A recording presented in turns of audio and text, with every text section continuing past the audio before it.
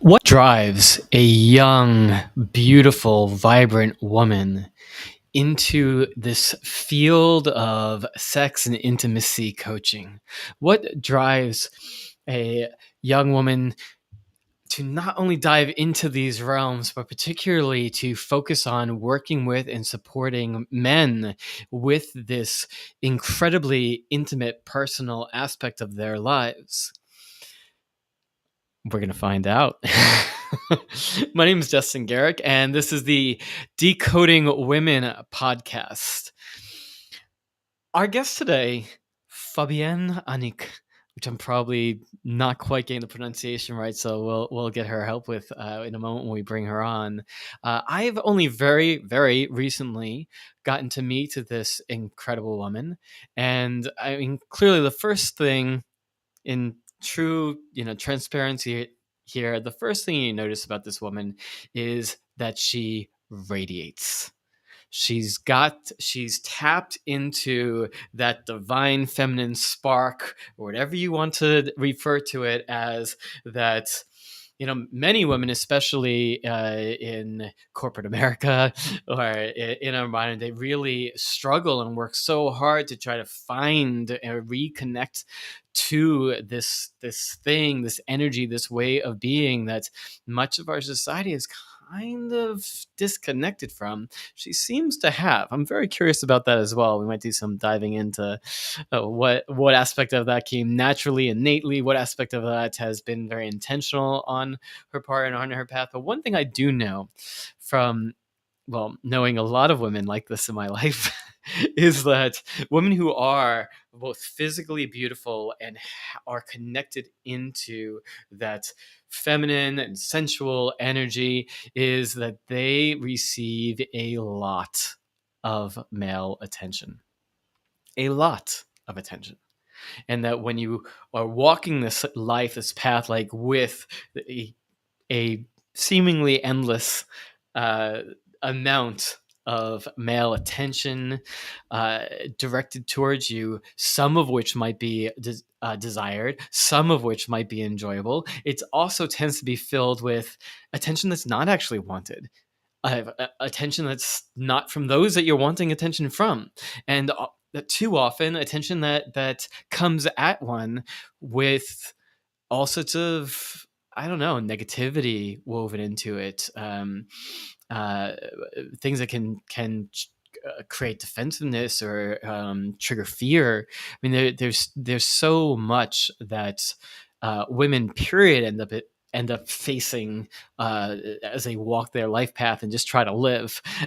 But particularly when you are a young woman who fits a number of our culturally programmed notions of attractiveness, and when you ooze this vibrancy and energy, all the more so. And so these are some of the things I'm very interested in exploring in our Decoding Women session today, as well as what we put into the title here. As I was in my exploratory with Fabienne, and we kind of pulled out this aspects of the ways in which she's approached by men that feel really good for her, light her up, and as well as all the ways in which she's approached by men that really don't feel good, turn her off, repel her, maybe even trigger fear within her. And who knows what else. We'll find out soon enough. So that's got to be interesting. That's got to be interesting. I know that countless men struggle with how to actually approach a woman that they find attractive, especially a woman whom they know receives a lot of male attention. What do you do? How do you approach these women? What do they actually want? Well, we'll find out. We're also going to explore this phrase of sexual wizardry. Now, the truth is, I don't even know what she means by this, but she uses this term. I'm sure that we'll find some overlaps between the ways that I like to play, as well as with what she's pointing to with this phrase of sexual wizardry, and hopefully leave you, our viewer, with how you could tap into a little bit of this magic yourself. And lastly, we discover this element of how, well, her ex is not only her best friend, but also her current partner's best friend as well. It's an unusual situation, and one that a number of people would probably look askance at, like, what really? No, you shouldn't do that.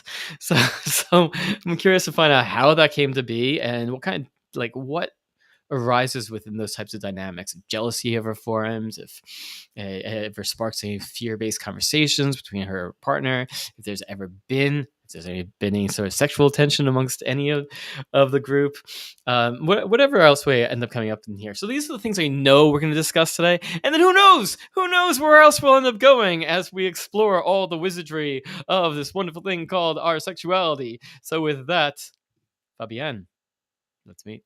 Hi, Fabienne. Hi, everyone. I'm Fabienne. You actually said my name pretty close to perfectly. It's Fabienne Anique. You pretty much nailed Yes. it. So I want to really point. You likely already know these things, but I'm gonna just point, especially if you're listening to this podcast. Get over on YouTube, Twitch, wherever, and watch it. And you can see, just look at her eyes for a moment, and you can see there's just a certain glint in her eyes, certain radiance that radiates out from her. And this is what I was referring to at the very start here. There's something very remarkable about that kind of vibrancy, that type of energy that is extraordinarily attractive. It honestly goes beyond just the skin, and Fabienne has both going for her.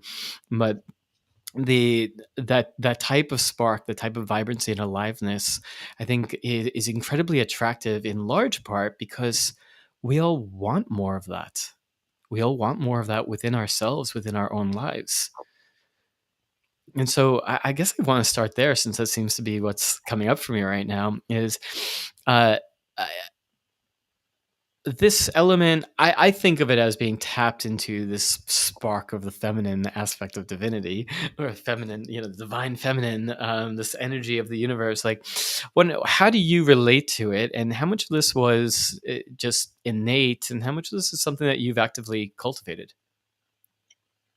It's a good question, and I think it's a combination of both slash all of those. I think, I think it in so many ways it is innate, and it is innate to all of us, and it's a matter of, can we sort of uncover the pieces to get back to it, which has been part of my journey of, the part of me that is radiant, the part of me that is naturally me, and connected and expressive and all of that. There was a time when that sort of went away, and it was less of a cultivating and more of a returning to. Um, Mm.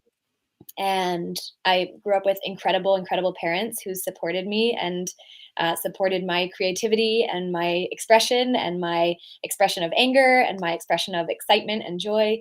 So I was extremely blessed with parents who really supported me in being me and expressing myself and my radiance, and not trying to push it down, whether it was what they deemed as too negative or too excited.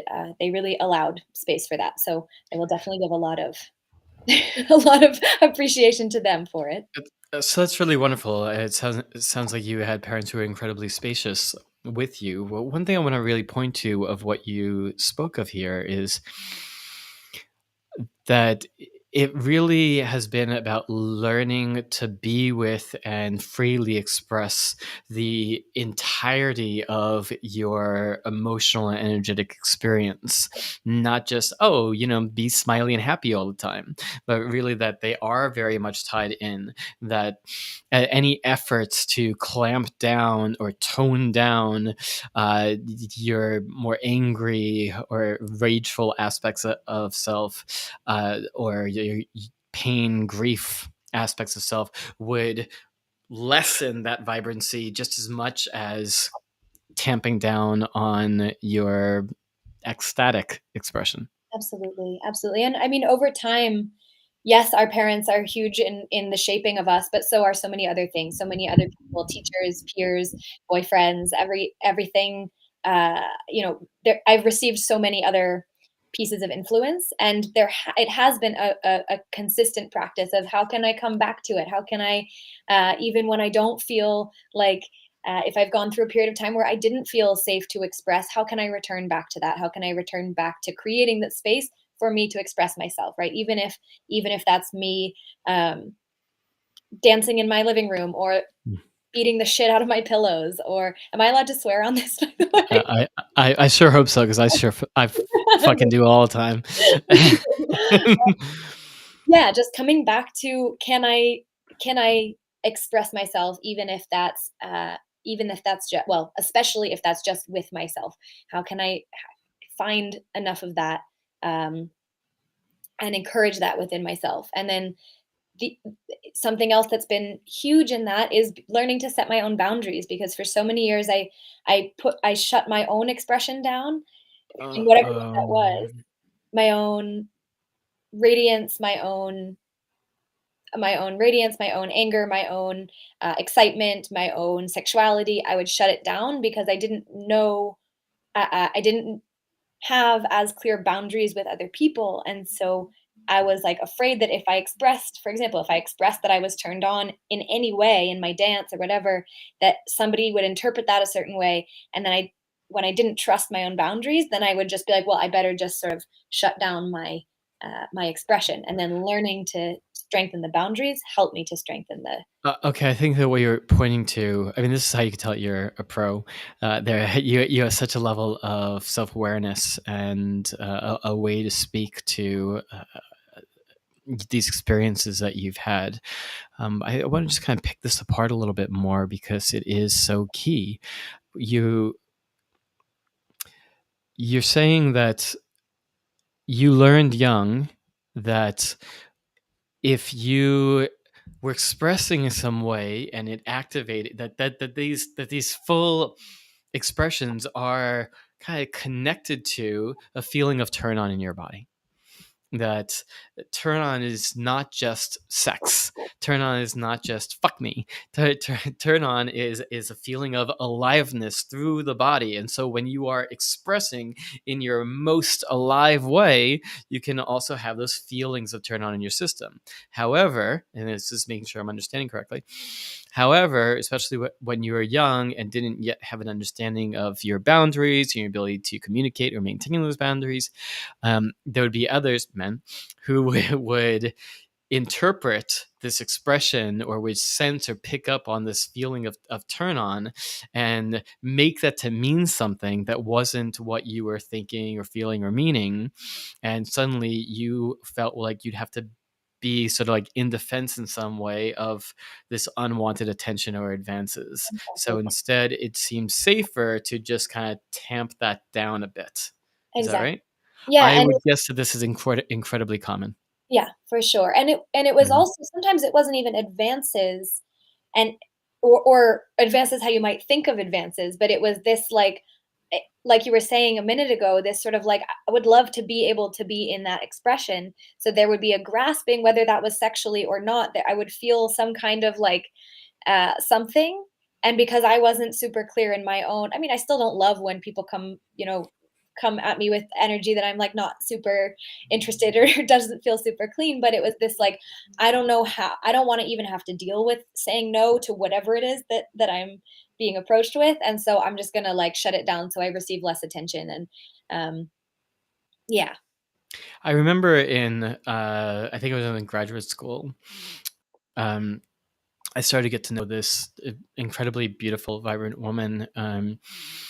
And the following year, she came back from summer vacation, whatever, and she was at least 20 pounds heavier. And like, it was a little bit of a jolt for me, because I'm like, there was a significant visible difference with her. Let's just put it that way. And at some point, we ended up getting into this conversation. I'm curious as to how I managed that. and she basically said that she gained the weight so that way men would leave her alone. That she did not know how to manage all of the attention that she was receiving. So she ended up putting on this weight to create a barrier, a buffer, external defense mechanism of like, well, if I do this, maybe men will leave me alone. Yeah. And that really affected me. I was probably 23 at the time. It's just one of the many insights that I got really helped me understand the intensity of what women, and especially some women, end up dealing with and facing when it comes to their experiences with men. And one Absolutely. of the things that just kind of drives all of this is that I believe that there are enough men, at the very least, who really want to better understand and understand. Okay, so if I don't want to be that, I don't want to have that kind of an impact. But then, what do I do? Do I just not? Do I just not approach anybody? Do I just never risk anything because I don't want to risk offending? Mm. And too many men today are doing just that, and then finding, well, this isn't working. And then unfortunately, a sizable segment of those folks are then end up being polarized back into that other direction because they're just like, well, this doesn't work. I guess I have to learn to be that asshole. Yeah. It's kind of this like know where to go, know way to win kind of thing where it's like Yeah, which I I don't know believe. I don't believe that's true, but that, I not think at that all, is not the at all. belief. But I mean that's I think the place that a lot of men feel like they're in. There are so many other options, but I hear this again and again from men where it's this like either I'm an asshole or I'm weak or I'm a Mhm. creep or I'm a prude or like where it feels like this dichotomy that where you can't win. And yeah, luckily there are so many other ways to do things. Yeah, well, thank you, Biomaximus. Very well said, Destin. So, uh, I think that it's going to be important for us to discuss that a bit, as well as to what is that other way, and this sort of gets back to how you like to be hit on, so to speak. Uh, Even though that phrasing is a little weird, uh, uh, that there's a sense of, if you want to be, you have a choice between being successful with women or being a good guy. If you're a good guy, if you're a nice guy, you focus on making women. You either focus on uh, you either focus on having sex with women, or you focus on making sure women are comfortable, or certainly never uncomfortable in your presence. Mhm. And the truth is, women, and again, you're a woman, so you can always correct me, don't really want either one of those. So what do you want? What do you crave from men in this regards? Yeah, it's such a good question, and I feel like it's almost like don't want either one, but actually want both kind of simultaneously. And for me, the let's see, I feel like to answer the question around like how does it feel good to be hit on? Because it can be exhausting, but it can also be enlivening and such a pleasure. And for years and years, it was just exhausting. And it's like what you're saying with this woman, where it's like, I'm going to do anything to create less of this attention. It can be exhausting, but then there are ways to enjoy it. And there are ways to do it in a way that I think can leave women feeling really uh, feeling a lot better and not exhausted.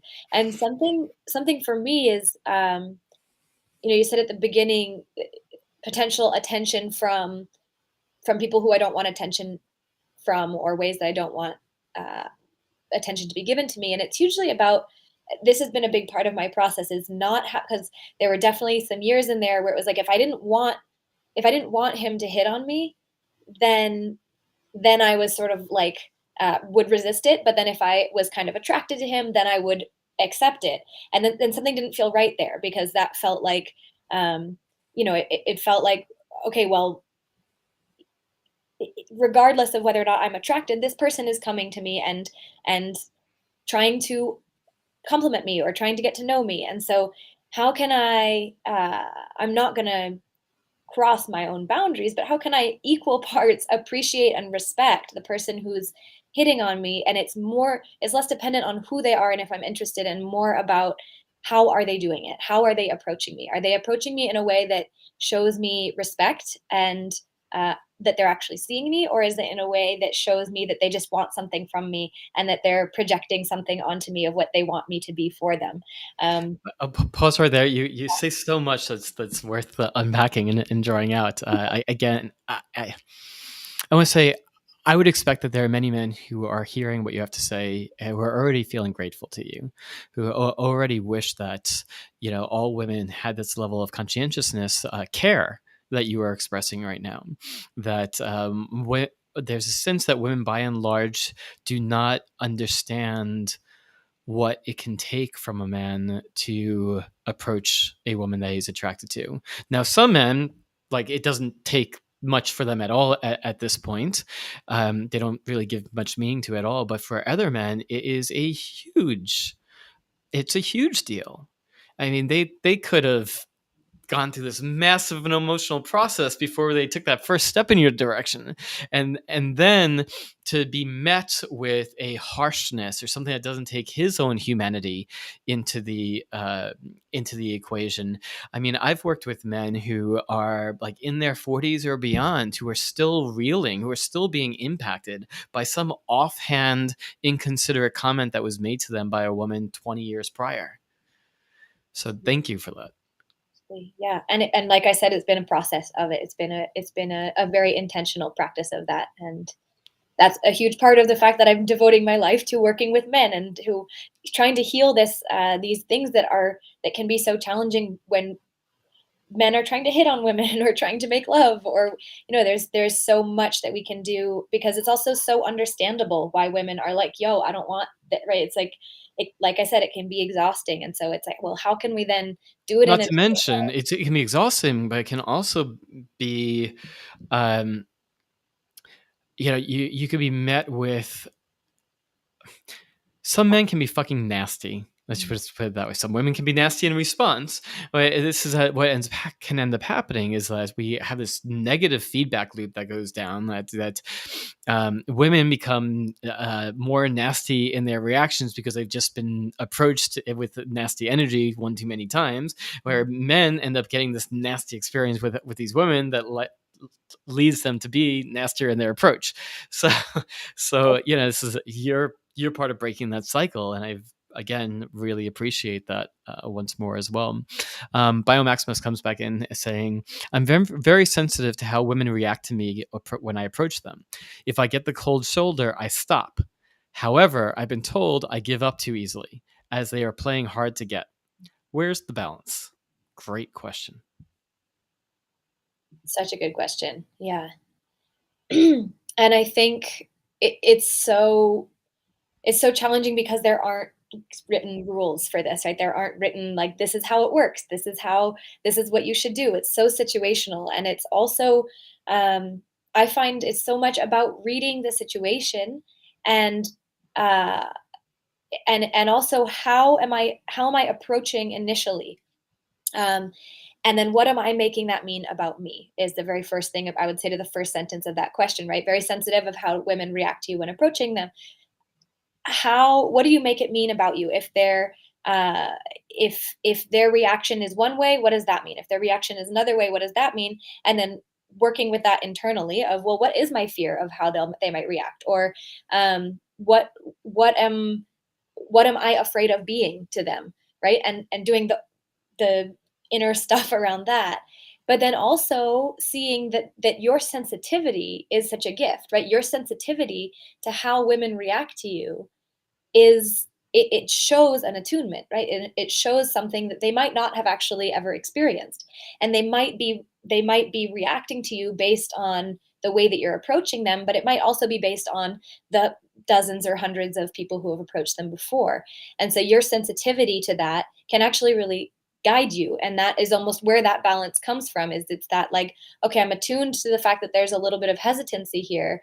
How can I create a safer environment? Maybe it's with my body language, right? Maybe it's with the questions that I ask or the things that I say, right? So to give an example of that, like, am I just giving compliments, giving compliments, or am I asking questions to see if I can get to know her better without being pushy, right? Just one example of a way where it's like you can engage without it being like, hey, I'm here for one reason. Can I ask you some questions, right? It's really this like, hey, I'm going to create a safe space that's also exploratory and interesting by investigating a bit, by asking about that hat you're wearing, right? Just with real curiosity.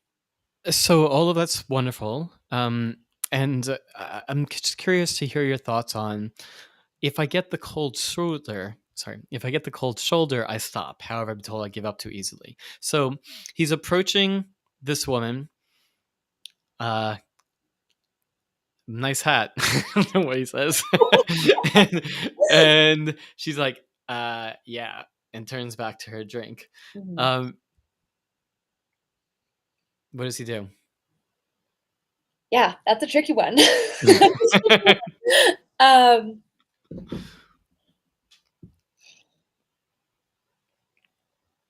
it's a really tricky one if there's really a truly cold shoulder, like I'm not interested in engaging at all. Um, one thing to look at there is, well, what's the scenario? Is maybe she's like, you know, for example, if I'm at the gym and somebody comes up and asks me something and I have to like take off my headphones and like stop mid squat, like there is no way I'm interested in continuing that conversation at all. So it's so much about, all right, is this a situation where where this might be received? And I understand also that this might just happen in many, many different places where even where you're like, wait a second, I thought we were here to get to know each other. Well, the situation that I was just imagining in my head for whatever reason, since I said turns back to her drink, is some sort of beer club party, social whatever environment, which ostensibly people have a tendency to go to, yes, to enjoy themselves individually, but they're kind of known as uh, singles gathering places for a reason, meat markets, etc. Like they have these reputations for a reason. It is where people go to meet. It is where people go to approach and be approached. So what Yeah. say you there?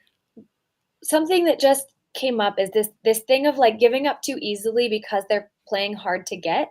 And I feel like in this situation at a bar or anywhere you go, it's actually so much of a switch of a mindset of that, because playing hard to get, the idea of, I really don't like the idea of like playing hard to get, being playful and sort of like back and forth. That's another thing. But when you're like, oh, I got to try again because they're playing hard to get, that brings you out of the attunement of her boundaries. And so for me, it's more so like, whether you're at a bar or you're at a club, it's like, do I sense any level of openness?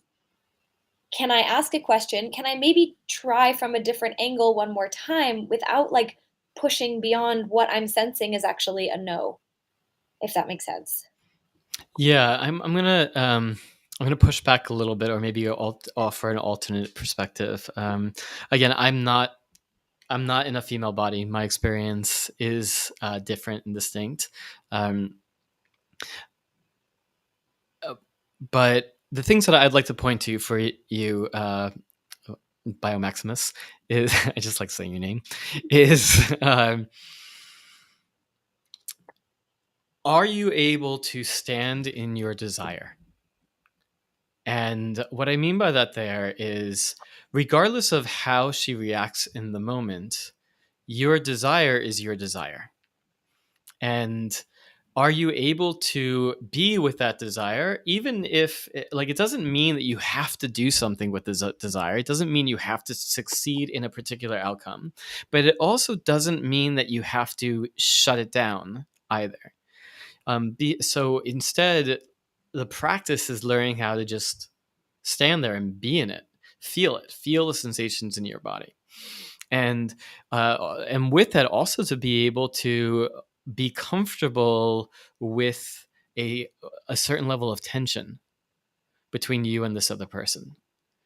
And so a lot of this is subtle energetics, which is going to come out quite a bit in these podcast episodes. I must warn you. But there's a way in which, when you are approaching her, is all of your energy kind of leaned in towards her, like she holds the value and you are trying to figure out how to get that value, versus how much are you able to also stand in your own value, um, and create like draw in towards you as much as you are leaning in towards her.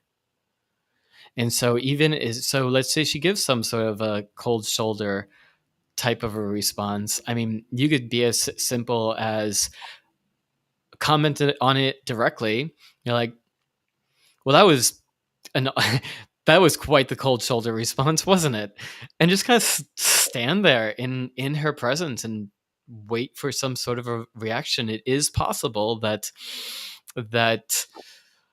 uh the pickup world used to refer to this as a bitch shield. I really hate so much of the terminology that came out of this world, but sometimes they're pointing to some interesting things. This notion that some women, especially women who are used to getting approached like constantly, create different ways to try to deal with it, including this bitch shield, aka this way, like, let me be put on my bitch persona to keep out unwanted energy. Oh my God, I did this for And years. what do you say? I did this for years. It's such a thing. Yeah. And so, if you just drop immediately and go, bitch shield worked. Great. Um, it is possible that is all that it is. And if you're able to maintain your sense of self, maintain that sense of safety, which again comes from, I think part of the sense of safety as well is the non-attachment. You are in an exploration with her. You're still in respect of her autonomy, her yes or no, what have you. But there is this little playful exploration of the boundary, um, and give her an opportunity to lean in. I mean, just that, because like going for an extra step from where, based on what you share in your comment here, I think just trying that little extra step, you are unlikely to be um to be too much. There are men who this is not the right medicine for. What I'm talking about, this is not the right medicine for you.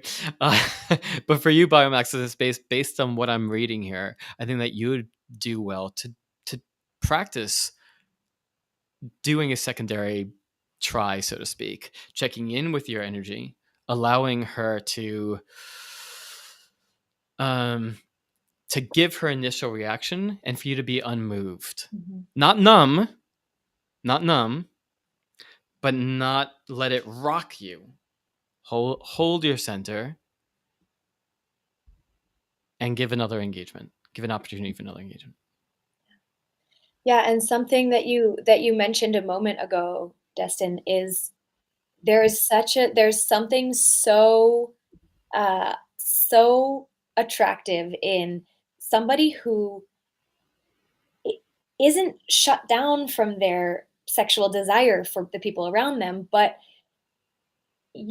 takes full responsibility and ownership for that desire. And when you can tell he's experiencing it in his body, he's feeling turned on from that woman, that he sees that woman and it's sparking something in him, but he's not like, oh my God, now I need her. He's like, oh, this feels good, right? He's in his own pleasure. And then she or somebody else sees, oh, this guy's in his pleasure, and then there's this like invitation to join into that pleasure. And it's Mhm. it's exactly what you said, of it's not this like, I'm putting this all on you and now I need you in order to keep experiencing this. It's like, thank you for the spark. I'm going to use that to become even more magnetic and even more steadfast and even more radiant and even more turned on, because I can handle being that. And then there's such a safety in that, and excitement. So it's that simultaneous safety and also like sexual excitement and arousal. Awesome. Thank you, Fabienne. So let's go a little bit more into what works for you. What versus what doesn't? Which you can feel free to pick either one. Like what works for you or doesn't work for you when it comes to men approaching you. Something that works really well for me is vulnerability and honesty. So similar to what you said about like, well, that was a cold shoulder response, which I actually would respond not well to if somebody said that to me. Um, Yeah. but that's totally my own So personal. what would work for you? Yeah. So for me, them point, and again, this is like a completely personal thing. Them pointing out my reaction, I get like, but expressing Wow. them expressing their own reaction or their own experience is works super well for me. So like, they express interest and then they're like, well, I actually don't know what to say now, or like, now I'm feeling a little uncomfortable, or like, I'm kind of nervous around you, or like, I thought that was going to go smoother, or something where they're expressing to me their authentic experience. For me, that's so wonderful, because it's this like, we can meet there. It's not this like, I'm going to do this thing and then see how you respond. It's a meeting, and then there's somewhere you can go from there. I like what you shared there, because really what you're talking about there is maintaining the sense of connection, Ex- um, instead of immediately disconnecting. It's okay. This woman's response did not feel very good to me, but instead of shutting down the face of it or running away, or just as bad or worse is reacting angrily or negatively, it's just maintaining that connection. And you sharing vulnerably about like what you're feeling in that moment, again, while maintaining that sense of presence and openness. Well, I also wanted, and Erin here said yes to that, what you shared, Fabienne, about that vulnerability. Um, when you said that you would respond to the cold shoulder comment, yeah. with like, I noticed that, like, I just imagined us, just meeting in that environment and you giving that kind of look, and my immediate reaction would be to mirror that back to you, to give your back to you, to be like, and Which to I would do so. love. Which I would Yeah, love. exactly. For me, it's like it's a light, playful thing. It's like taking this thing and being like, that there's nothing wrong. You're not doing anything wrong by reacting in this way, Exactly. and I am not taking anything personal by you reacting in this way. Totally, totally. And it's this like, I'm here for it, and I'm wanting to interact, and like, if it goes terribly, then like, I'm good, and I'll like, yeah, I'll continue to be connected to myself, is essentially hugely what's attractive.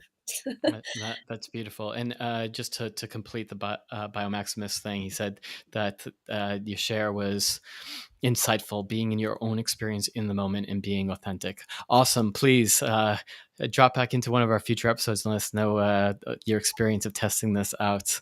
For sure. Um, and then Mr. Enlightened Consent says, I was recently told by a non-monogamous woman that he knows, that they know, sorry, that I was too safe for her to be sexually attracted to me, and then lamented how she wished her narcissistic, abusive exes would do their own healing work so she could go back to having. Oh, this isn't all show. Hold on. So she could go back to having great sex with them without the drama. Whoa, there's a lot in that statement. I'm gonna read this again. I have to take it off because the last part gets cut off. But it says, Yeah. I was recently told by a non-monogamous woman I know that I was too safe for her to be sexually attracted to me, and then she lamented how she wished her narcissistic, abusive exes. I'm curious if those are her words to describe her exes or your words to describe her exes. How her narcissistic, abusive exes would do their she wished they would do their own healing work so she could go back to having the great sex with them without the drama. Before you comment, I'm just going to say that. So what I'm hearing there is you're attracted to this woman. She's like, you're.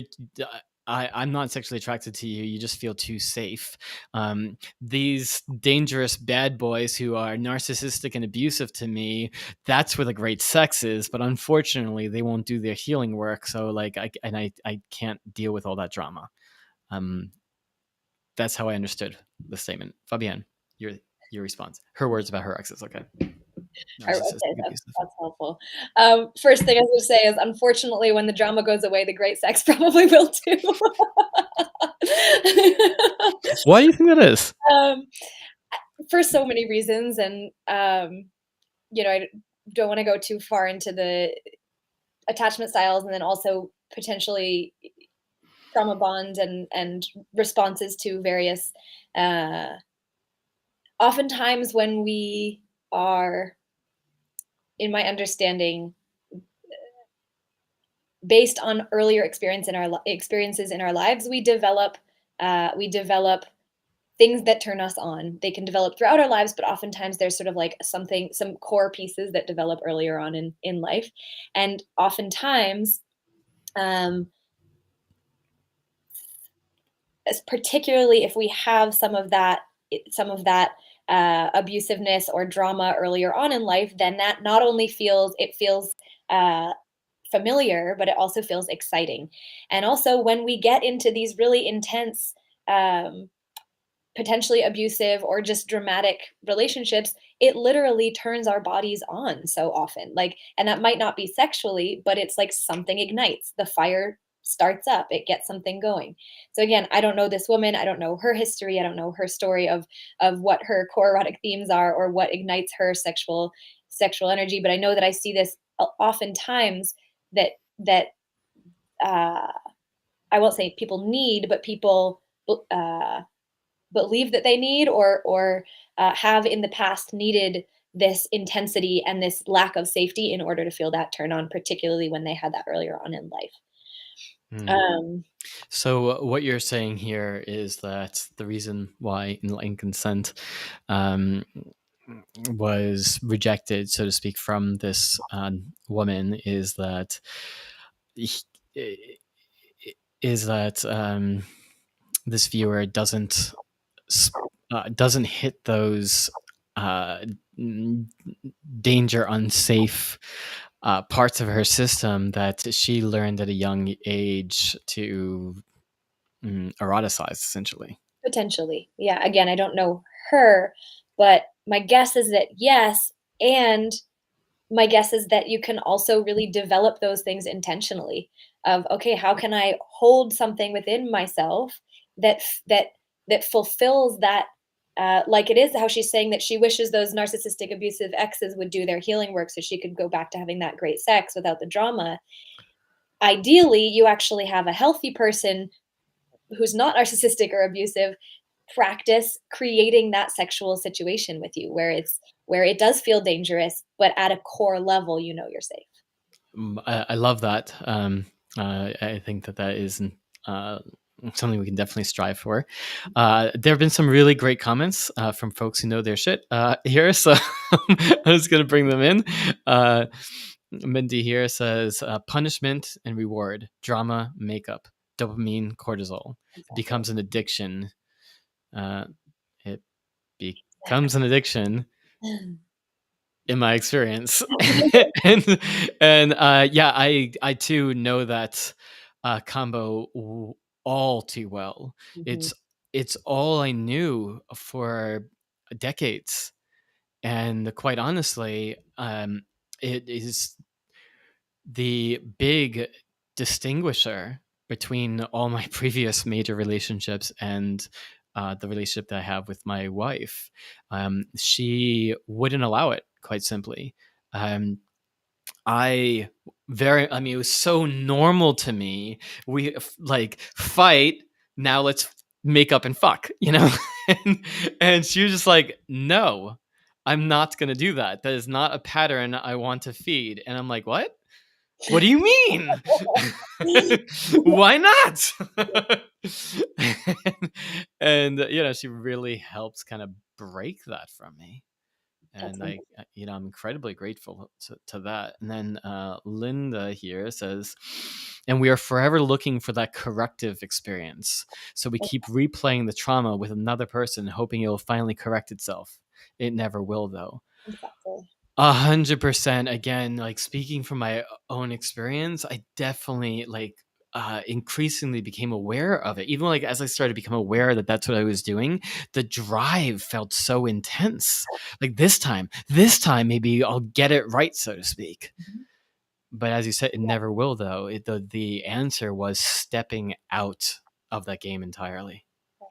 I think stepping out of it and becoming making choices where and this is something that I see a lot is sometimes it's this like, no, I don't, I have this thing, it's based in a traumatic experience from early on, and some part of me is just trying to heal it, trying to correct it, so I've just got to cut it out. And for me, it can be that, but it can also be I actually can intentionally give that part what it is that it's looking for in a safe way. And so that's where Mm. like kink can come in, right? Where it's like I can create that experience, but then I can go into it with a lot of love and a lot of care and a lot of intention and actually speak to that part of me and say like, "Hey, what do you need right now? Like what is it that you need?" Can we make this very like tangible? Is there a way we Mhm. can kind of give a specific example, So real let's or imagined? say somebody is chasing after these relationships, or only turned on in these relationships where they feel super, um, like there's this abusive dynamic and there's this fiery quality and this incredible sex, but they don't want to be doing that anymore. They don't need to say like, well, I'm only just going to go with somebody who feels super super safe and just cut that part out, because then they're actually ignoring, or I don't want to say ignoring, but in a certain way pushing out that part of them that's really turned on by that. And so instead, maybe finding somebody who feels super super safe and then asking them to create scenarios where it feels dangerous, where it feels unsafe, and then in that. How would you do that? How would you create a scenario that feels unsafe in your So words? one way it can be different for however feels unsafe to that person, but maybe it's BDSM, right? Maybe it is getting tied up, and then maybe it's getting tied up and then left for half an hour, right? Or maybe it's being physically injured with a safe word in place and everything, but something where maybe it's having really really rough sex, where every time, where the safe word is not stop, so you say stop and they don't stop, right? Whatever it is that allows you, and I like definitely do this with a lot of intention and a lot of awareness and making sure that you're actually in a safe So, space. so particularly when we're talking about the dopamine cortisol hormone combination in the bodies, these working with these BDSM scenes, like working with intentional pain or humiliation, uh, and pleasure, um, that we can hit those same punishment reward systems in the body through again, like inflicting of pain or inflicting of the humiliation or emotional uh, stuff, so that then meeting that immediately with some sort of pleasurable sensation, so you can Or the just body turning it on experiences it in the same kind of a way. I'm sorry, yeah. say that again.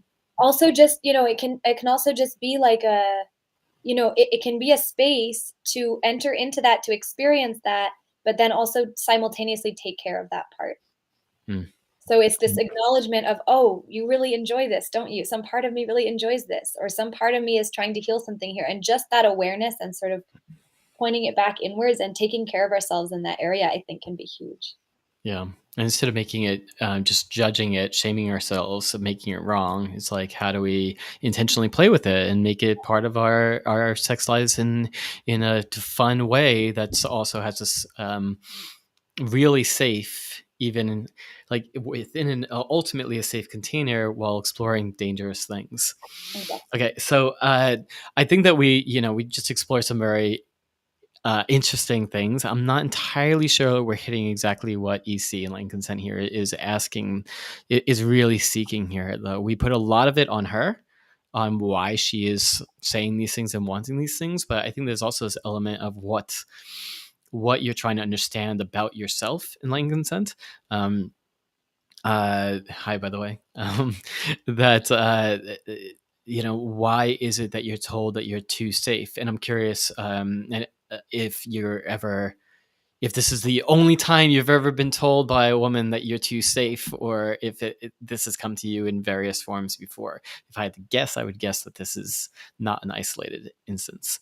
And what can you say to that man who is often put into that friend zone area, who often finds himself that when he's attracted to a woman, she's just not particularly turned on by him, and she seems to quote go for these bad boys, and doesn't see what a great catch this nice guy in front of her really is. What do you say to that nice safe guy?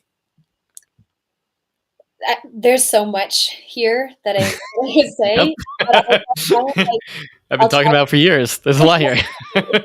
I'll try and just sort of pinpoint a couple pieces. Um, I think finding doing the inner journey of what is it that I don't want to be, right? And maybe it's like, I don't want to be a complete douchebag. I don't want to be dangerous. I don't want to be abusive. And doing some shadow work, right? Around the like, well, what is it that I don't want to be? What is it that I'm afraid of being? Or what is it that is preventing me from being from being in that energy of, maybe it's like taking what I want, or being sexually raw and primal.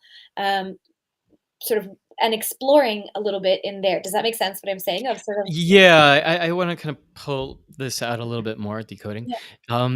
That I th- I believe that what you're speaking to, Fabienne, is uh, for enlightened consent to look uh, at their more primal desires and their more primal expressions, and how well do they know this part of themselves, or have they, in order to make sure that they're not that guy, have they learned to kind of cut themselves off from the intensity of their desire?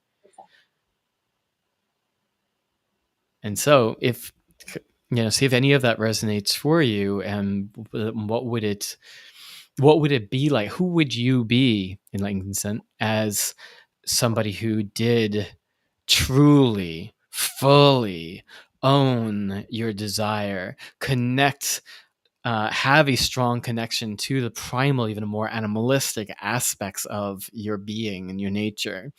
Um, wh- what would change in you? And do you believe that there's a way in which you could have a deep, authentic, fully expressed connection to these parts of yourself and still be safe? And this is something that I see a lot. I see a lot of women being like, I'm going to listen to my womb and listen and do what she tells me to do. And there's so much support of that way of thinking. And then if you hear a guy say, I'm just going to think from my cock and listen to what he tells me to do, right? It's like, definitely don't do that. And I totally disagree. I'm like, tune into your cock, breathe into your cock, and listen and act from there, but let it pass through your heart and your mind also, right? That's the missing part, that we often have these like clear cut separations. We've got our sex, or we have our heart, whereas you put also like our mind or spirit. That which one is running the show. And really, I think that the work is to integrate this, or strengthen the connection between these two parts of yourself, strengthen the connection between your sex, your cock, your sexual desire, your sexual turn on, your lust, and your heart, your love, your care, your compassion, your empathy, your ability to feel into another human being. Can you run both of those at the same time? Exactly. So, enlightened consent. Thank you, Linda. Well said. And I've got a couple other things here as well, and I also want to make sure that we're going into some of the things that we had on our plan for today. But there are a lot of chats coming in, which of course we always love. But just to do enlightened consent's follow up, I used to be viewed as the weird, creepy guy, and did a lot of work on myself to have me be seen as safer, more approachable, and less off-putting. Being too safe is a newer issue for me. So yeah, so I'm just going to respond to this and say there's a good chance that in that process, to in your desire to become safer, there's a good chance that you cut yourself off from something, which is not at all uncommon. I would say actually it's very common. And again, the opportunity here is for you to reconnect. Like, you're in our sexual self-mastery training. I hope I can say that. Like you, you're in the right container to be in this exploration of just how can you even more deeply connect into and just practice being with your turn on, practice being with your desire, and not have it being this leaky energy, meaning like that your desire is now being put on those around you, but rather it's more like it emanates from you. Your desire is your desire. It's your desire. That's it. You feel it in your body, but can you be with it? Can you enjoy it within here, within your body? And that makes a big difference in regards to the level of safety that others feel around you. Too often, women and more feminine beings in general will often feel like the men and those coming from masculine place are putting the responsibility for his desire onto her. Is that your experience, Fabienne? Do you disagree? Yeah, exactly.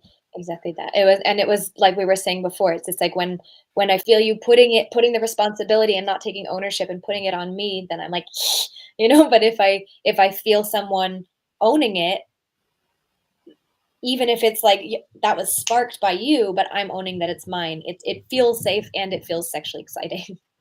Yeah, yeah. I there's some other chats in here. I'm sorry if I don't, if I can't bring all of these in at some point here. I'll try to respond to these after we're done. But in the meantime, I want to bring things back into some of the things that we've promised we would discuss here. What is sexual wizardry? What does this term mean to you? What is sexual wizardry? I mean, so much of how I see it is this. Uh, it's like, how can we use our sexual energy in a really uh, aware and, I don't know if precise is the right word, but like intimate way that also can be really magical. And by magical, I mean like there's being able to sense sexual energy moving from one place in your body to the rest of your body, being able to dance with somebody and to be able to feel things happening between you energetically, right? The um, the super subtle realm of what it means to master your own energy and your own sexual energy specifically, and your own sexual practice, to develop your own sexual practice and tool belt so that you have sort of like all of these things to pull from. It feels like wizardry. It really is this like So you're speaking my language. I'm like, I have made my whole fucking life about these things that you're talking about. I geek out on it to no end, and I've explored it and experimented it with my own life path endlessly. That said, I'm an anomaly, at least at present. I do my best to spread this as much as possible, but at present, I'm a small minority. So I guess I'd like to see if we could dissect that a little bit more, to take any one of those little concepts that you laid out, and how do we make it a little bit more tangible for the man who's like, wait, what? um is there a specific one you'd like me a specific piece? God, I mean, so much of what you spoke to seemed to refer to tuning into subtle energies and subtle dynamics, developing that attunement within yourself, as well as your ability to attune and feel into a lover or would be lover, and how to play with these energies between the two of you. Is that right? Yeah, absolutely. Yeah, I love this stuff. So, how would what would be step one? And step one on that, I think, first of all, some of the first steps in just developing the um, that like sensual, being able to recognize the super super subtle sensations. There are many things you can do here, but the way that I was introduced this when I was 12 years old was, I was at a YMCA summer camp, and um, I had this counselor there who was this little 16-year-old witch, and she taught me how to make energy balls with my hands, and she taught me how to feel energy and how to pull on my other parts of my body, and how to sense subtle energy. So rubbing your hands together, Pull on parts of your body? What do you mean? like yeah, like pulling on, essentially playing with energy on different parts of my body. So the way that she taught it to me was just to rub my hands, to place my hands like this, and then just pulse, and then see if I can feel a slight sort of magnetic um, charge between my hands. And I did that, and I practiced that for, I was so into it. I loved it. And so that's, I mean, one step in like opening if you haven't really explored with that level of subtlety, that's one way to really do that.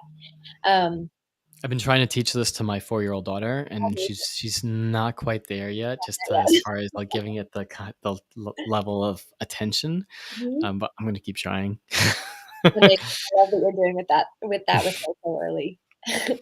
Um, and it's so much also just about feeling what's happening in your body, doing body scans, like the level to which I've developed and seen people develop such an ability to go into deep sensation and subtlety just from scanning the body, and it helps, I find, to speak out loud what I'm feeling. So like right now I'm feeling like a slight buzzing in my chest and a little bit of tension in my right shoulder, and moving through the whole body, ideally every evening, because it also is super relaxing. But it you start to notice, oh, I never would have felt this sort of like heat in my thigh that is there. And the more you do it, the more you develop this awareness, and the more you can bring it um, into it just comes into every area of your life. And it's, it can also be with massage, like what am I feeling as I'm massaging myself? And then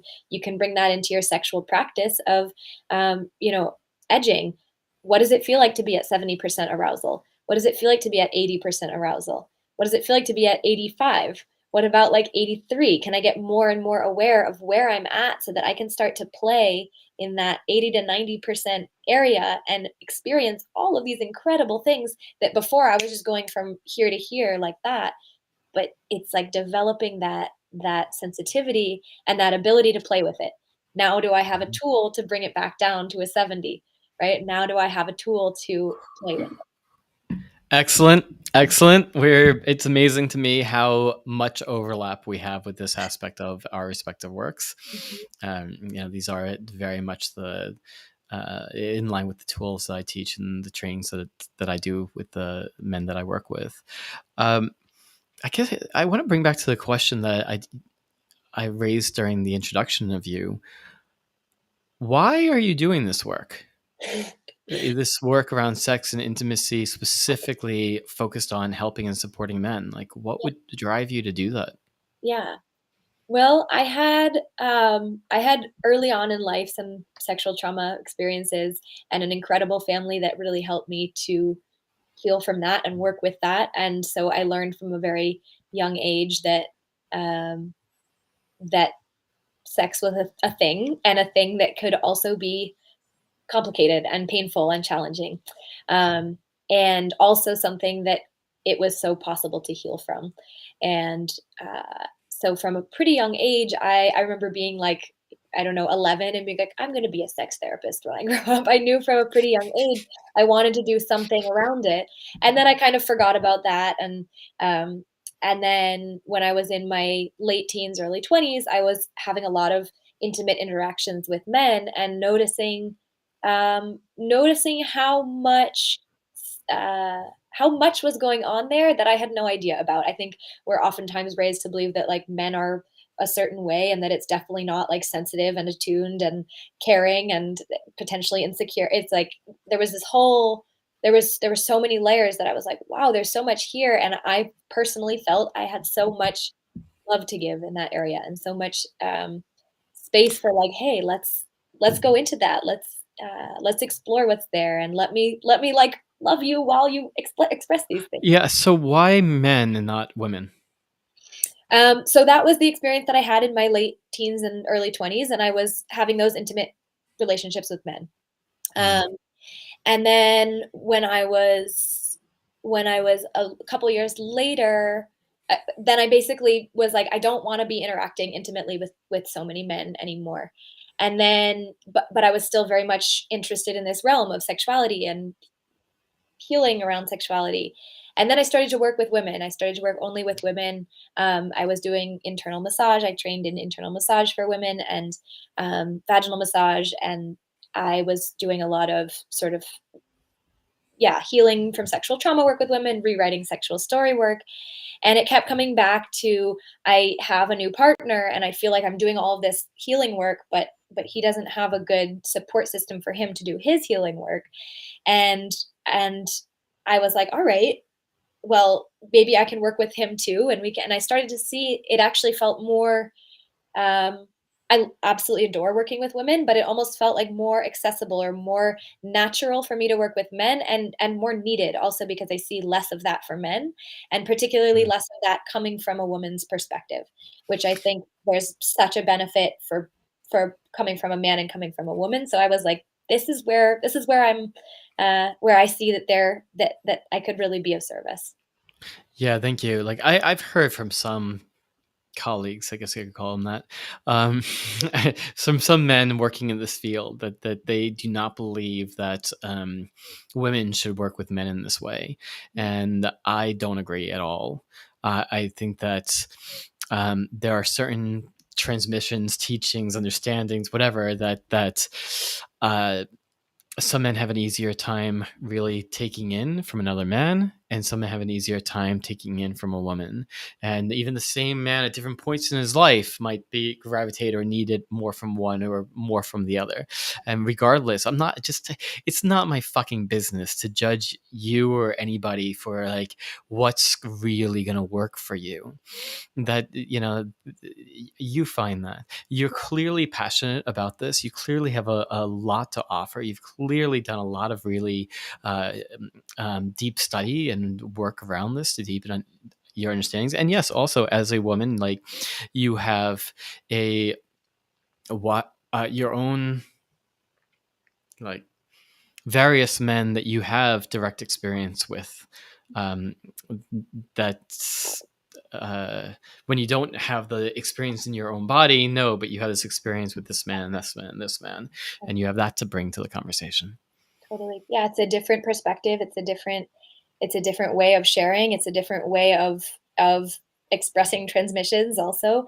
In so much throughout thousands of years, there have been like the teachers who teach by saying, here's the embodiment of, and I'm setting this example. And then there are the teachers who teach through showing, through inviting, through being the sort of the opposing pole to whatever it is that they're teaching, to invite Hmm. more of that. And I think both have their own benefit. And there are certain men who I work with where at a certain point I'm like, I feel like you working with a man now would be great.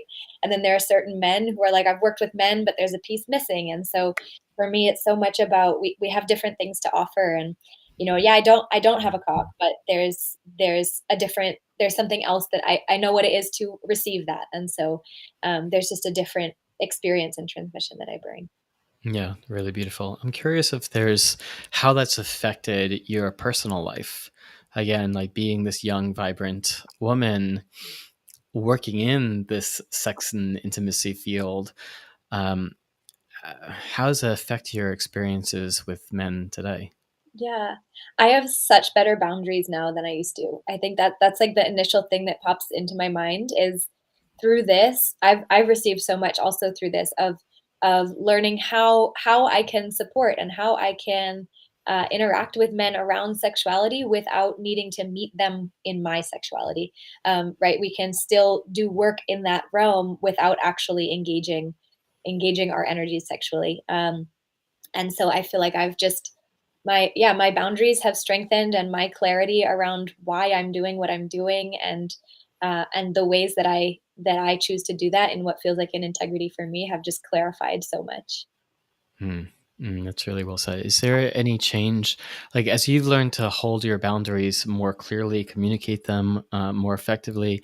Do you notice any difference in how, like, what you attract, like the type of attention that comes your way, or the way in which men interact with you?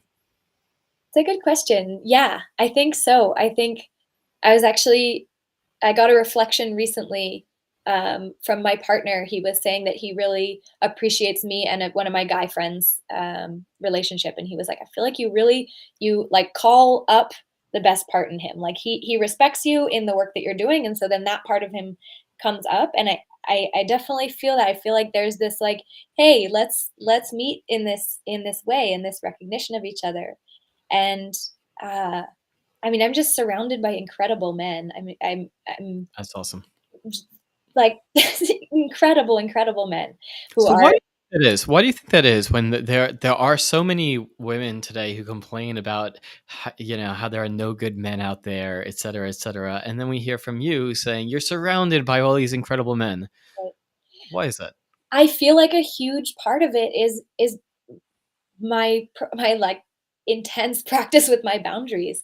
I have friends now who I was so disgusted by when we met 5 years ago, and they've done a lot of work on themselves, but it's also been me showing up in front of them and being like, "I see what you're doing. This doesn't feel good.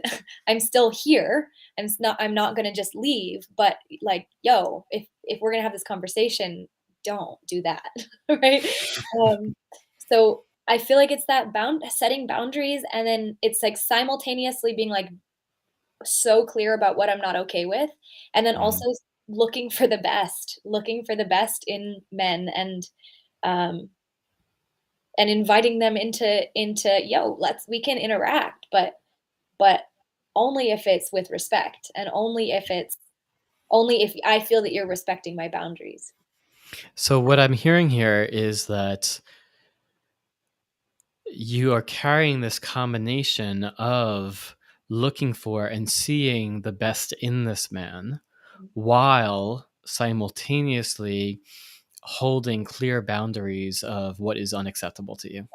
Exactly. I will say that that is my experience with my wife 100%, and a big part of why I have grown the ways I have in our relationship, because she has continuously like helped draw out my very best while being having a certain this is an interesting thing. Has certain spaciousness over these 8 years, with my learning process, my darker, shadowy, whatever aspects of myself. Spaciousness for me to find my way, to to take my time, etc., to go through them. But she's had the spaciousness combined with clear boundaries of no. Mhm. That's not going to work for me here. These certain places of just a clear no. Yeah. I just find that, um, I find that to be I found it to be very inspiring, and again, it drew out the best of me. Yeah. Mhm. Yeah, and I think also just hearing, like, paying attention to what are the challenges of men? How much fucking courage does it take to walk up to somebody and hit on them in a society where it's expected that you're going to be the one to do that, and you might not be in, feeling at your absolute best that day. Like, that takes a lot, and just to, like, really keep pointing the frame towards, like, we're all doing our fucking best, and if we can kind of support each other in continuing to do our best, and even in the places where we're, like, completely fucking up, like, that's what's going to help me be surrounded by more amazing men, and that's what's gonna help my sisters and my girlfriends and my family be surrounded by amazing men, and that's what's gonna help, it's really like, how are we looking at each other, and then how can we support each other in that? Yeah, I get that. Again, I appreciate you on that. So the last thing that we talked about in our intro has to do with how you have somehow not only remained friends with your ex, something that is aspirational to many and just a complete fuck no to many others, and, and that you have succeeded in doing, and not only succeeded in remaining friends, but even to refer to him as your best friend, and not only that, but your partner's best friend as well. How the hell did that happen? Yeah. Um, yeah, and I think, like you said, it's a big fuck no for some people, and in certain situations, that's great. Like, in certain situations, it's like, "No, I don't wanna be friends," and that's completely completely situational and great, and, he is, yeah, at this point, I would say one of my best friends and one of the best friends of my partner, and the I mean, the main piece I would say is all of us, uh, really putting our attention on ownership of our own experience. And that involves dealing with, okay, this is my response to whatever's happening. This is my this is my experience right now. This is what I'm feeling. But also bringing that to each other in a vulnerable way of, like, this is how I'm feeling, or hey, there's something from 8 years ago that I still need to clear with you, that I'm still being triggered by, even though we're not together anymore, and owning like this is my thing, and could we work on our friendship by addressing this? And so it's this like it's So this there's a willingness to have uncomfortable conversations is part of exactly. what I'm hearing. Exactly, internally and externally. For me, I'm I'm still friends with all of my serious exes that I've had in my life, at least to some extent. And for me, there's this like when I really love someone coming from a healthy place, right? When it's when I love them and I don't want to say loving from a healthy place, but relating in from a healthy place with them. I I'm gonna they're gonna stay in my heart. They become my family. And so I Yeah. put so much I put so much I have so much care for maintaining those deep, deep connections because these are the people who have loved me the absolute most in my life. These are the people who I have revealed myself to on the deepest level, who have revealed themselves to me on the deepest level. But aren't they also some of the people who have also caused you the most pain in life? Yes. Or is that just my fucked up relationships? Yes, no, absolutely. But again, it's I think the mindset that I have around those specific relationships. I'm super blessed to have had very, very incredible partners throughout my life. But yes, I've experienced the most pain, but it's been pain that was already there that Mm. was then sparked or brought to the surface. And that doesn't mean it was always perfect and healthy and everything was just all mine. And it's not that, but it's like it was all part of my journey. It was all part of my becoming and my healing, and that's continually happening. So that pain, as long as I can keep showing up and expressing to them in my vulnerability and being met by respect with them, then it's like it can just continue as a deepening. And with my But ex, it's like we've reached a point where we were like, this isn't the thing. This isn't for us. But that doesn't but what about with your partner? It's like, how is he with it? I mean, you say that he's one of his best friends now, but like, was there a jealousy? Were there? I mean, I know you can't speak for him, but like, what came up there?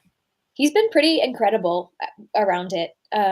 He's and if there's ever been points of tension um, or anything, my partner has been incredible at owning his own experience, communicating his own experience, and then being like, all right, well, what is here and can we speak to it? And then where can we go from there? And it's helpful also that I have so much clarity around the fact that I am so solidly with my partner, and so there's Mm. so much trust there that really creates the space for me to have this incredible friendship and for them to Makes a have big difference. Makes a yeah, big difference.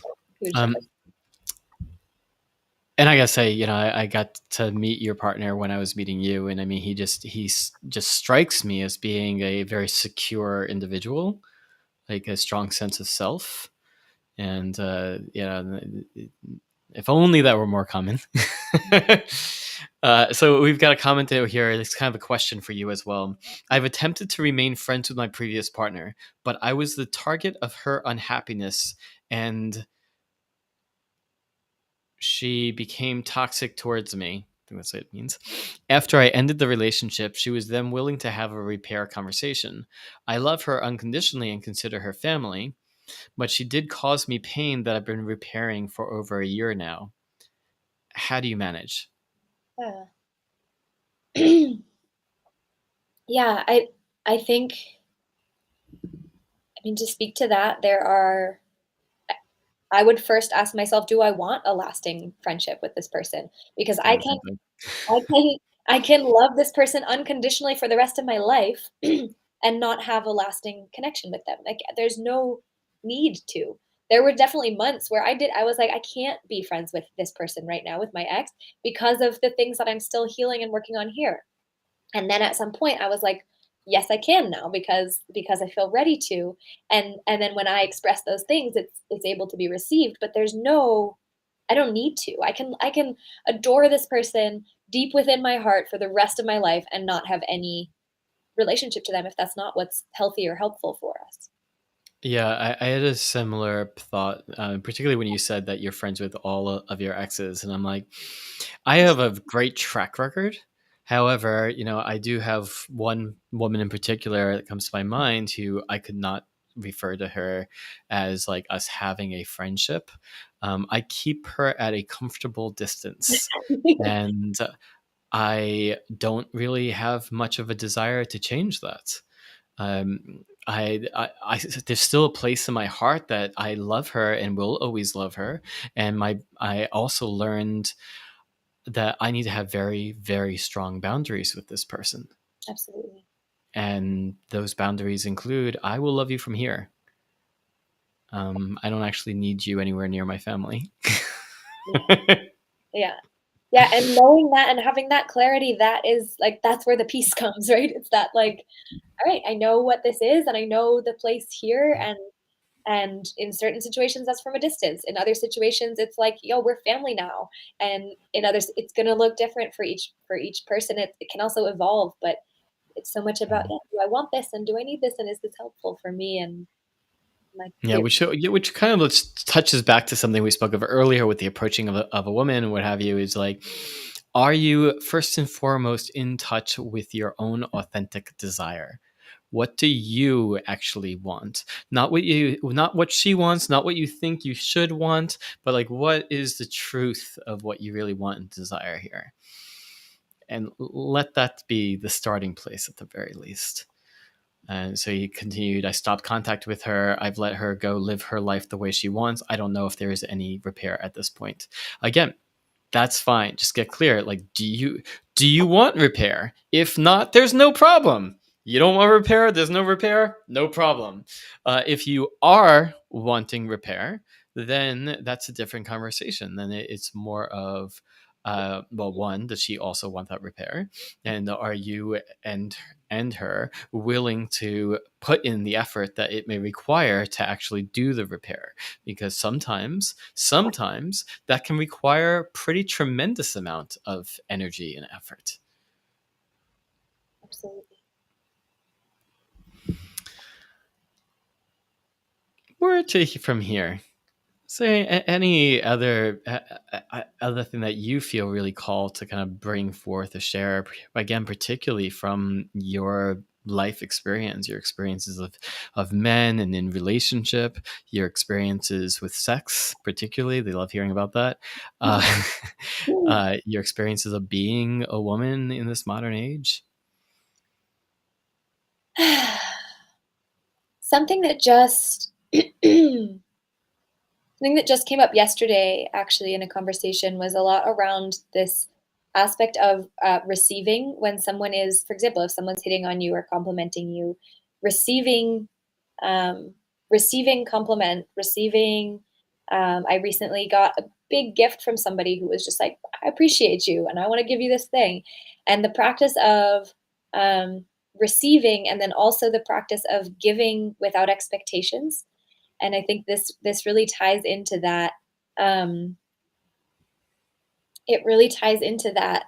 Like, where is it coming from? Can you give, whether that is giving compliments, giving attention from a place of like, I'm so good in here and I'm super solid and I'm super connected to myself and I'm like enjoying the fuck out of whatever's happening in here.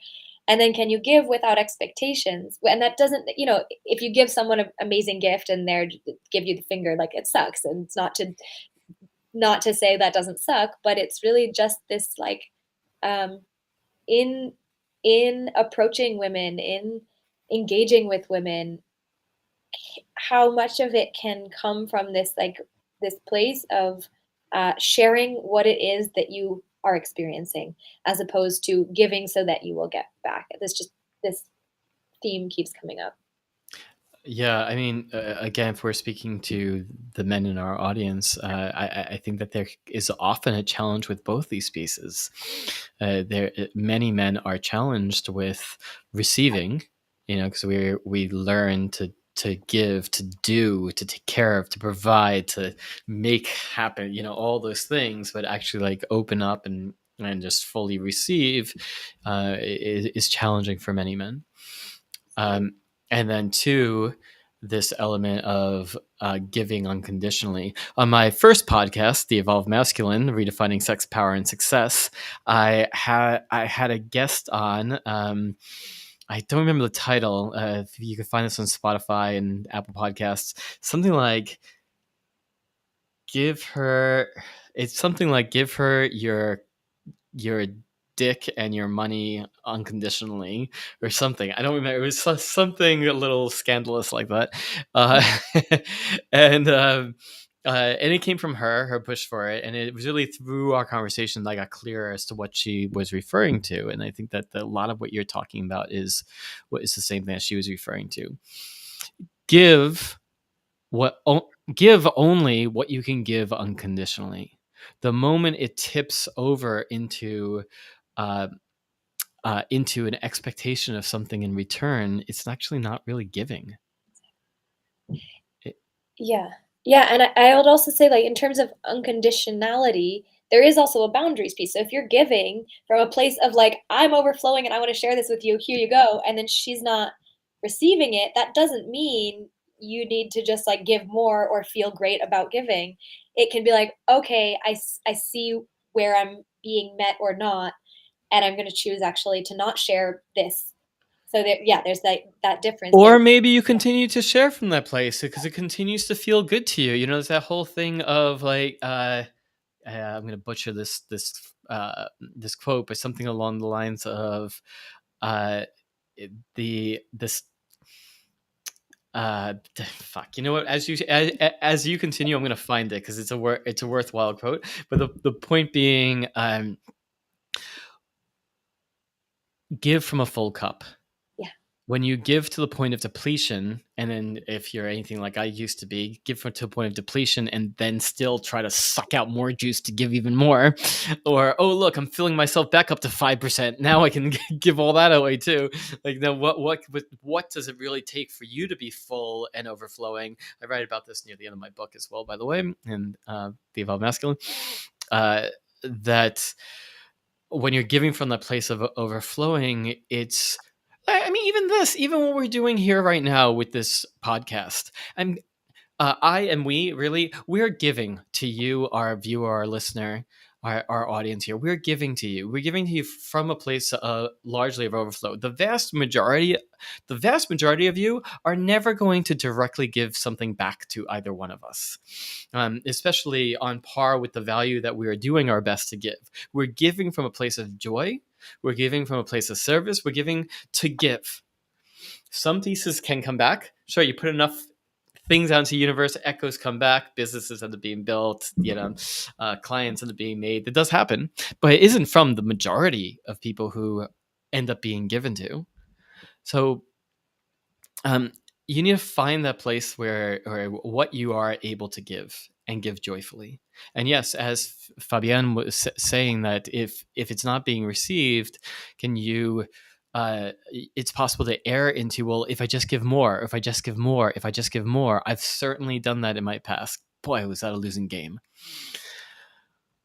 But the question is, like, where are you with your cup? What if this is really what you're able to give unconditionally? Is this in some way tied up in your desire to try to get your own needs met? Is that really why you're giving? Linda, can we say that oil boils down to self-care? I know it's definitely an important element. I'm not sure if I would say that oil boils down to self-care. Your thoughts, Fabienne? Um, I'm not sure if I would say that it all boils down to that, but I guess in a way you could say that it does, because it's this self-care is the energy maintenance. How are you, energy maintenance and hygiene, right? Like, how are you taking care of your inner world? Are you allowing yourself to be filled up? And that's not just like feeding yourself properly, and it's so much more than that. It's like, are you allowing yourself to be filled up and give from that place, which I guess, is self-care. So speaking of giving beyond the our boundaries and what we're able to do, we are at your time boundary. I want to take note of that, acknowledge that. Fabienne is going to be teaching with her own group in about half an hour and needs her time to do self-care and not give too much here. Gotta go fill up my cup. How can our audience find you, learn more about you, connect with you, etc.? You can find me. Instagram is a great way. It's at Fabienne Anique, which I believe is in the show notes, and it's just It my is. name, FABIENNEANNICK. And then my website is fabienneanique.com, so pretty easy to find me in either of those places. I tend to be more active on my Instagram than on my website, including giving word of upcoming courses and all of that. Great. I just put them in as well into the chat boxes here. So thank you again. Really a pleasure. I could easily have gotten lost for another hour with you. Oh, we could talk for hours. Yeah, we've got I, stuff to thought Oh, about. and we most likely will, just offline. I look forward to continuing to develop our connection. Good luck with your class today. Thank you so much. And goodbye for now. Thank you so much for having me here. Thank you. Appreciative. And thank you, everybody, for joining us for today's episode of the Decoding Women podcast. If you are new to us, I'm streaming this live on Twitch. If you're not familiar with the Twitch platform, you can go to twitch.com/Decoding Women, written in hacker code for two reasons. Look at this right there on the corner of my screen there. Two reasons. One, it kind of goes with the theme, Decoding Women, hacker code, D3C0D1NG W0M3N, but I'm getting better at saying that. But also because their censors wouldn't let me write Decoding Women. Said some of our users may find this offensive. So, but I got around it. So thank you. Thank you for joining us. Please do follow my stream over there. It's brand new. I'm really just trying to get my follower count up. You help me do so. Of course, find me on your favorite social media platform. I'm on most of them. Instagram, Facebook tend to be the primary. I'm more and more doing Twitch. I'm starting to get a YouTube channel going with these streams as well as pulling highlights from them in the near future. We'll try to get a TikTok stream going where we can pull little minute reels from this as well. All this is an ongoing work in progress. Your feedback, your thoughts is always extremely welcome. Send a message to support@evolvedmasculine.com. Send a message to our website, evolvedmasculine.com, and or just DM me on your favorite social media site as well. We are always looking for our next great guest. So whether you are a woman who thinks that, hey, it would be a lot of fun to be decoded on live on the Decoding Women podcast, let's explore these conversations of men, sex, women, what it's like to be one and have these experiences. Let me know. We'll explore and see if it's a fit. If you are a man who wants to be coached live by Destin Garrick, that would be me, and see what kind of aha, breakthrough, insight that we can create for you to apply to your own life, that is what we'll be doing next week as well. Every other week, we try to do a live coaching with a man, and every other week, we do a decoding session with a woman. Please, again, send me a message. Why you? What's going on in your world? What are you struggling with? What are you seeking? What pain are you trying to get away from? What pleasures are you trying to bring in? And let's see what we can do for you. Look forward to it. See you next time. Decoding Women podcast. Take care. Bye-bye.